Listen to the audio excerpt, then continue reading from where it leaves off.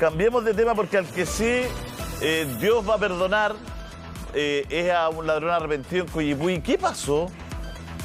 ¿Se arrepintió en la mitad del robo? Sí, pues las imágenes ustedes las alcanzan a ver. Me llegó un Twitter recién, me decían que no sabían que era más complicado si pedir el permiso para casarse o el IFE. No sabían que era más difícil. Oye, esto ocurre en Coyipulli, en un local comercial, donde llega un delincuente a asaltar a la locataria. Se encontraba la mujer sola en su negocio. Él llega con un arma, la amenaza, la intimida, y ella toma una reacción muy poco habitual, muy pocas veces vista, y trata de calmarlo, de controlarlo, comienza a hablar con él, tanto así como que lo apapacha un poco, se lo lleva para atrás del local y dice que conversa con él. Cuando el delincuente, según lo que ella comenta, baja un poco la guardia, ella le corre el cuchillo que él tenía, se lo aleja, empieza a hablar con él, sí, no se preocupe, gracias. Y cuando está hablando con él, le empieza a decir por qué está haciendo esto, el delincuente habla con ella, incluso como que abre un poco su corazón el delincuente, y finalmente terminan abrazados los dos, terminan rezando y el delincuente se va. No le roba a la mujer. Posterior a ello llegó Carabineros y logró la detención del autor de este hecho. Pero llama mucho la atención la psicología que tuvo esta persona, que tuvo la locataria para poder conversar con él, calmarlo y finalmente lograr que no la asaltaran. Oye, es que Coyipulli es chico, quizás lo conocía. Quizás lo ubicó, quizás le dijo, Juanito, estáis mal en este camino, no sigas por aquí, recapacita. ¿Por qué no ponemos el cálmate, hombre, cálmate, niño? ¡Cálmate! Ese. Hermano del cálmate. Oye, pero en el fondo, él, veamos la imagen porque después él como que se pone un poco a llorar en los brazos de la señora. Esa es la imagen más conmovedora porque una cosa es que no le robó, otra cosa es que la abrace como que... Mira, él le está explicando por qué está robando seguramente. Pero estaba, claro, como en un estado como de desesperación, mira. Veamos una vez la secuencia más y vamos a escuchar a la señora. Pero miren, ahí entonces...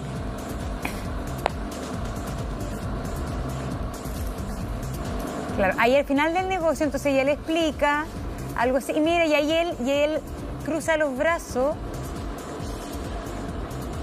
Se supone que aquí se pueden rezarnos, en esa parte. Mira cómo termina eso, ahí abrazado, y ella cómo lo abraza. Y mira, ahí se ve el estado en el cual está él al principio. Es impresionante lo de la señora. Sí, pero él llega muy agitado. El poder de la palabra de esa señora debe ser impresionante. Sí, pero él llega muy agitado, muy nervioso y lo logra apaciguar. Impresionante. Veamos lo que dice la señora, porque ella habló, la locataria heroína aquí habló justamente para contarnos detalles de lo que pasó. Aparece un joven vestido de negro y yo abro la puerta y él entra y me dice, este es un asalto, con el cuchillo así en el alto. Y yo me sorprendí nomás porque no me dio miedo. Y él se fue directo al cajón y sacó plata. Él se puso nervioso cuando yo le dije, pero hijo, ¿por qué haces esto? Le dije, no lo hagas, está mal lo que estás haciendo. Y empezó a tiritar. Y le dije, vamos a conversar. Y lo llevé hacia atrás y estuvimos conversando. Al final, yo misma le tomé el cuchillo y lo escondí. Se lo escondí debajito ahí. Porque él dijo que nadie le había hablado como le hablé yo. Y claro, él me abrazó y yo igual le daba palabras de consuelo. Oye, es lo más conmovedor que hay. Sí. Qué mujer más sabia. Y su voz, además. Tiene mucho que ver también con su voz, lo angelical que es ella. No, pero el fondo, claro, ella, es que me impresiona lo que contó, de que el chico dice, nunca nadie me había hablado así. Lo que hace la señora es finalmente tratarlo con cariño. Y parece ser que eso fue lo que logró conmover a el joven, entregarle su cuchillo, pero es por cómo le hablaba y por el cariño que le entregó. Entonces, claro, la señora fue muy valiente. Pero también aquí, a mí lo que me conmovió, que muestra de alguna manera lo que pasa muchas veces con la delincuencia y los jóvenes, que vienen de lugares que quizás no han recibido ni el cariño, ni la educación, ni la familia, y que de repente se encuentran con una mujer que les desarma esa cascarón de violencia y se los desarma en un segundo. O sea, esa mujer logró desarmar en un segundo el escudo protector que tiene un delincuente que es joven para hacer esto y logra finalmente que baje el cuchillo y que desista. Yo encuentro que es impresionante, conmovedor y a mí me hace cuestionarme muchas cosas, la verdad. Sí, es una situación increíble. Ella cuenta incluso que hacen una oración, que después porque ahí cuenta que ella se permite hablarle porque ve que él inmediatamente empieza como a tiritar y empieza a contestarle a ella lo que le está diciendo. Y empiezan a conversar todo, después van hacia atrás, después empiezan a rezar, rezan, después se abrazan. Bueno, y después la policía igual se lo llevó preso, ¿sí? Digámosla. Veamos la nota y vamos a volver a comentar. Aparece un joven vestido de negro y yo abro la puerta y él entra y me dice, este es un asalto, con el cuchillo así en el alto. Y yo me sorprendí nomás porque no me dio miedo.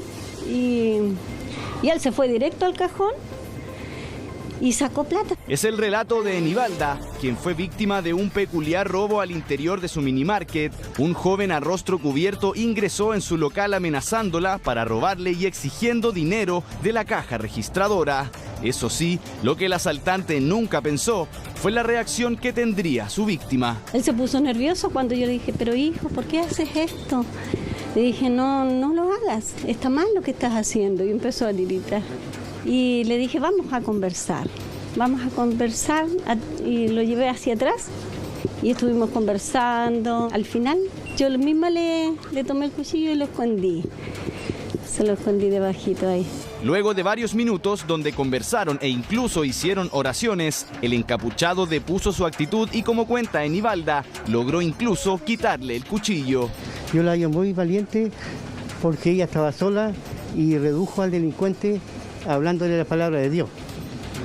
Y ahí lo convenció. Y es que gracias a la templanza de esta locataria y a su mensaje esperanzador, el delincuente no solo depuso su actitud, sino que también llegó al punto de abrazar a la mujer. Porque él dijo que nadie le había hablado como le hablé yo. Y claro, él me abrazó y yo igual le daba palabras de consuelo. Pese a que Enivalda y su familia no presentaron cargos, de igual manera el joven fue detenido. Personal de Carabineros, a través de una orden judicial, procede a la detención de este sujeto, quien pasa a control de detención, quedando con prohibición de acercarse al domicilio de la víctima.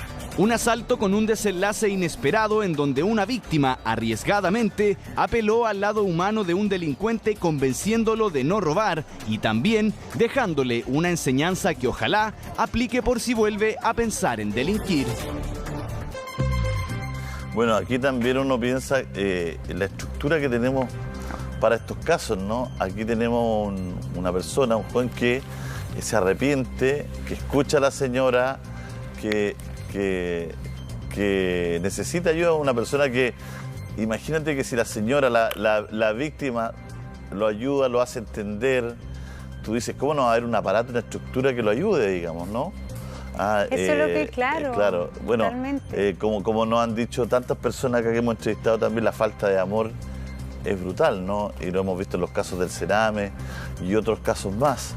Entonces, porque aquí hay un momento que él trata de explicarle a ella por qué está robando. Que hay una imagen donde él habla y le hace como que le está argumentando. Y ahí ella está muy... Ahí, ¿viste? Ahí es cuando se pone nerviosa. Ella dice que se pone también como a tiritar y ahí ella le dice que se calme. Es porque ella le dice, ¿por qué estás haciendo esto? Sí. Y ahí la otra persona es cuando le argumenta y le tiene que haber dicho por qué. Y ahí ella le dice que no está bien todo, que vayan atrás a conversar. y por lo que dice la otra persona que trabaja ahí, con la palabra de Dios, todo, por eso después rezan. Después rezan todo y él se va. Entonces, bueno, en ese joven hay una oportunidad, Lucho. Es lo que uno puede sacar en concreto, hay una oportunidad de poder llegar a él y de poder que él cambie, ¿no? Y poderlo poner en el buen camino, como se dice, ¿no es cierto? Y tratar de que sea una persona que aporte a la sociedad, ¿no? Luchito. Sí, pues, va un poco en la línea de lo que decía la Monse. Una persona que está delinquiendo actualmente, en el 90% de los casos, y las estadísticas sí lo dicen, es una persona que no tuvo afecto, no recibió ningún tipo de cariño. Son dos cosas distintas, uno no justifica al otro, pero también hay que entender de dónde viene esto. Entonces, finalmente, lo que me da la idea a mí, que es lo que aprecia esta persona, que ve un pequeño dejo de debilidad en toda esta dureza de un delincuente y se aprovecha de ese dejo para poder conversar con él. Se los decía recién, es impresionante ver esa situación de finalmente encontrar una pequeña debilidad en una persona que da a entender para atrás un historial que puede haber detrás. Entonces, no es menor lo que logra hacer esta señora, y como lo decías tú, Julio, llama la atención que lo logra hacer una señora, una locataria de un local comercial, y no haya un aparato estatal con especialistas que sí logra hacerlo. Bueno, es que bueno, aquí la cercanía, el amor, claro, los aparatos estatales a veces son tan fríos y tan... pero yo creo que lo que dice Julio, acá hay una oportunidad. Y lo que uno se queda preocupado es justamente esto, que la oportunidad se aproveche. Y cuando uno dice, claro, a este chico, ¿qué va a pasar con él? Es peor finalmente que se vaya detenido, que quede en una comisaría, en una cárcel, o que sea ayudado, básicamente, porque en él hay una posibilidad de hacer otra vida. Si es que estaba, en el fondo, con esta disposición a conversar, a cambiar y a rendirse, porque él se rinde frente a un gesto de cariño. Y eso, yo creo que eso es muy bonito y es una oportunidad que no hay que desperdiciar, y uno tiene la sensación de que es muy fácil, dado cómo funciona nuestro sistema, que esta oportunidad se desperdicie. Entonces, por eso uno le da tanta preocupación, tanta pena, ¿no? Sí. Mira, la falta de cariño, la falta de amor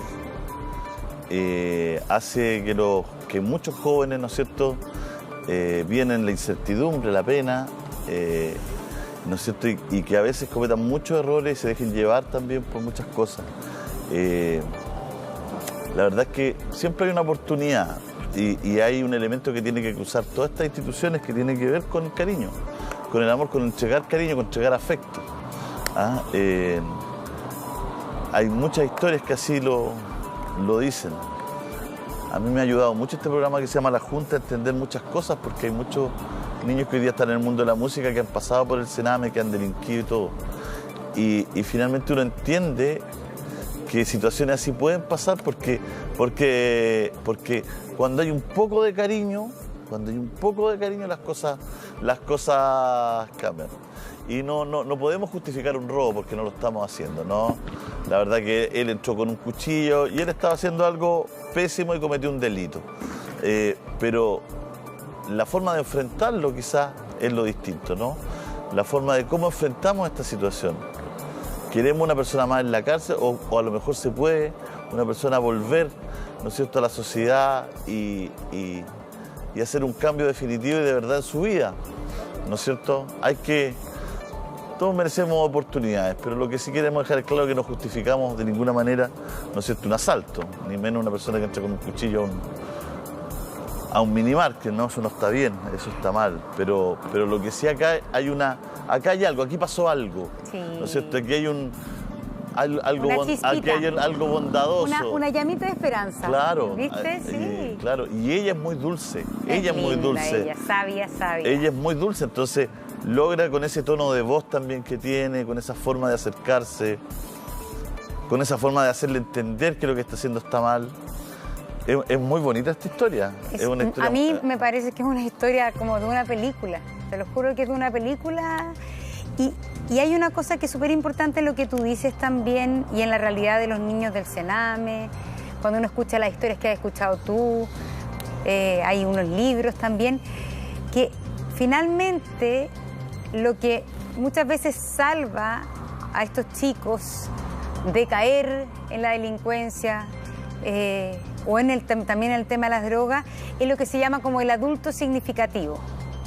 Porque lo que ellos viven básicamente es una falta de amor biográfica, ¿no? De toda su vida, que abandono, violencia intrafamiliar, el dolor también que muchas veces ellos tienen porque han sido arrancados de su familia y a pesar de que su familia es un infierno, a su familia la quieren igual, pero también no, el Estado dice que está bajo peligro y los lleva justamente al Sename supuestamente para resguardarlo. Y conociendo las historias, muchos de los niños que logran hacer una vida, estudiar, romper muchas veces con el círculo o de la delincuencia o de la violencia de la cual ellos provenían, es cuando encuentran un adulto significativo. Es por eso que todas las reformas al Sename y ese tipo de cosas se basan en eso. Es un profesor que te quiso, que te siguió y que te logró acompañar y sacar y sentir que tú le importabas a alguien. Fue una tutora que tú tuviste en el Sename. Fue alguien que significó una imagen paterna o materna de cariño que te logró salvar, porque yo creo que aquí el tema, todo el tema que cruza esto es la falta de cariño y la falta de cuidado de la infancia y la adolescencia.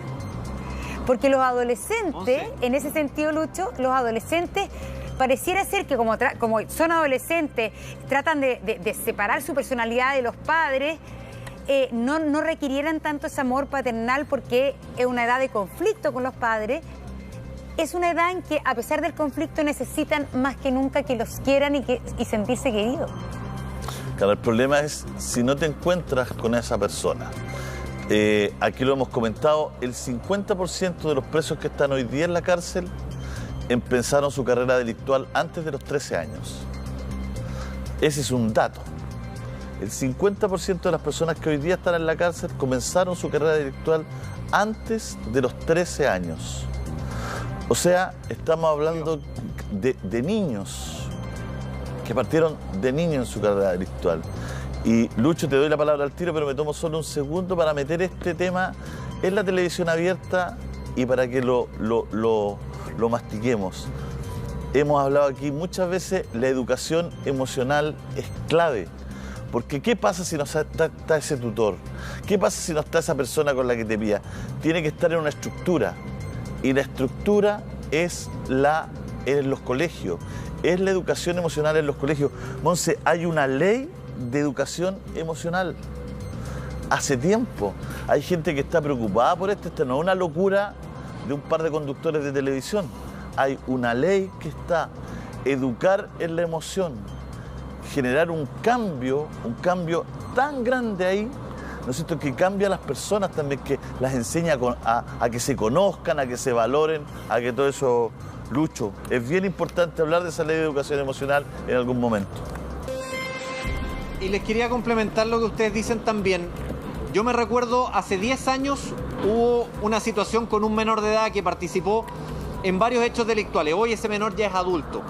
Cuando a varios de nosotros nos tocó reportear la historia de este menor, este niño tenía 7 u 8 hermanos, estaba solo con su mamá, no había papá.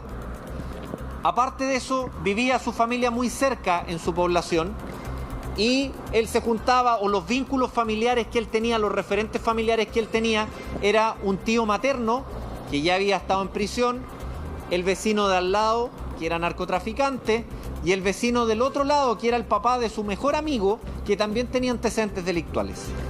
En ese entorno, ¿qué va a salir de ese niño? ¿Cómo puede salir de ese círculo ese niño?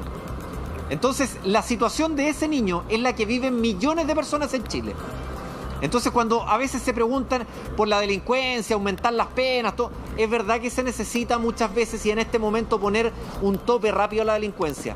Pero hay un trabajo para atrás que es a largo plazo, que si se empieza a hacer ahora quizás va a tener resultado en 10 o en 20 años. Entendiendo que se necesita algo urgente, pero también hay que hacer un trabajo de base, de fondo, que si no, no va a tener ningún tipo de resultado. Tú tienes toda la razón, hay que trabajar, hay que caminar y masticar chicle.